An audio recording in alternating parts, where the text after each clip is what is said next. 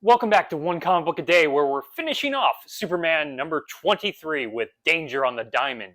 Another baseball story, better than the baseball story they had for Action Comics number 50 that was not like an anniversary issue type story, and then was followed by Superman issues having kind of anniversary stories when it wasn't an anniversary issue.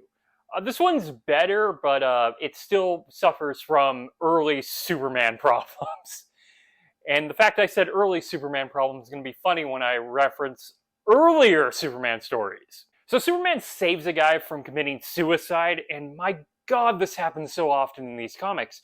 You wouldn't think the 1940 Superman stories would open so often with him having to save someone trying to kill themselves.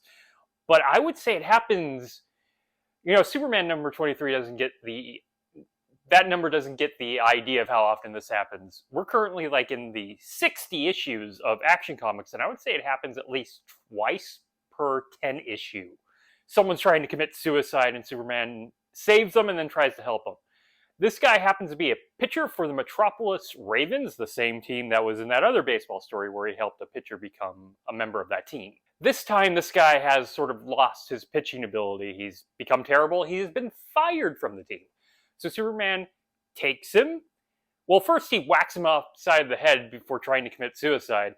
We really need Superman to work on his bedside manner. That is not how you treat someone with suicide, Superman. Why are you still such a dick? He promises to help him, but then leaves him on top of his apartment building. That is like the last place I would leave someone who just tried to commit suicide by jumping off a tall structure. Like, set him on the ground. Don't leave him where he could just easily try again. So Superman goes back to his Master of Disguise type plot lines. Remember those? They happened in... Like, it's weird to say early Superman comics. Once again, we're only at Superman 23 and Action Comics in the 60s. The issue 60s, not the actual decade, the 60s. But for like the first 30 issues maybe of Action Comics, there were quite a few stories where he would like replace somebody and put on a disguise to look identical to them. This, once again, not exactly what you would expect from Superman with that power set, but it was a story they kind of liked to tell. I wouldn't say it was a lot of them, but there was maybe 5 in those 30 issue span. So Superman puts on a disguise to look exactly like the pitcher. Now remember, he doesn't have to do this because in an earlier issue, he had the power to contort his face to look like anyone. Except they forgot about that power. And then I think he gains another power similar to that one, which immediately goes away. And, well, Superman being like a Sherlock Holmes Master of Disguise is also not going to be staying around all that often. Remember, disguises and his power set don't really mix for the type of story you want to tell with them. So Superman gets his job back by proving how amazing of a pitcher he is to the Metropolis Ravens. No one can hit a pitch off him. Oh, great, Superman's cheating at sports again. I mean, I wish he could find a way to help people without kind of just doing whatever he wanted and treating everybody like his plaything, that he can do whatever he wants. Cheat at a baseball game, he's against cheating unless he's doing it. He also hits a ball into the stratosphere. Well, it turns out that there's this group of mobsters who are betting on the Metropolis Ravens games, and they've been giving the pitcher some sort of concoction that weakens him. Superman kind of sees through this right away and makes one of them drinking instead of them forcing him to drink it.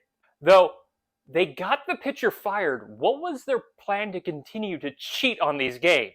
Were they just going to do it to another pitcher? I mean, people would get suspicious if every pitcher for the Metropolis Ravens starts becoming weak and unable to pitch. Now, that's actually a more interesting mystery story. I would have wished we would have gone with that. Though, once again, Superman's not exactly a mystery story kind of comic. Now, a Batman story with that would be kind of interesting. He's a dude who flies really fast and has super strength. It should be an adventure comic or an action comic, as the title of where he originated from. He kind of just rushes in and beats up some people. Or stops horrible things from happening. Him slowing down and trying to figure out a mystery is not his strong suit. It's not what we want him to be doing. So the pitcher goes back to pitching. Now the mobsters have become desperate, so they're going to try to deal with him any way they see fit. In the actual game, Lois keeps getting mad at Clark because Clark takes Lois to the baseball game so he can watch it, but he has to keep leaving and becoming Superman. She's getting pissed. This is her one role in this comic. At least she doesn't get kidnapped. It's also like the most gratuitous version of the joke, of Clark disappearing and no one putting together that when he disappears, Superman shows up. That hasn't been an issue so far. It happens, but it's not very gratuitous. It's not like overtly that. Most of the time, he becomes Superman when no one's actually looking at him or cares that he would be there. So the mobsters actually decide to shoot the pitcher in front of everybody in the baseball stadium. That is hundreds of thousands of witnesses. They do not have the manpower to threaten that many witnesses to not take the stand against them. But Superman deals with them by grabbing a baseball bat and striking a perfect swing several times to hit every single one of the mobsters, knocking them out.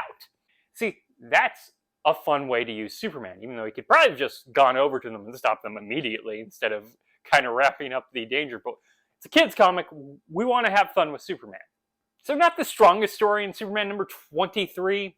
Not even that action heavy, but we do get like a nice little action moment with Superman.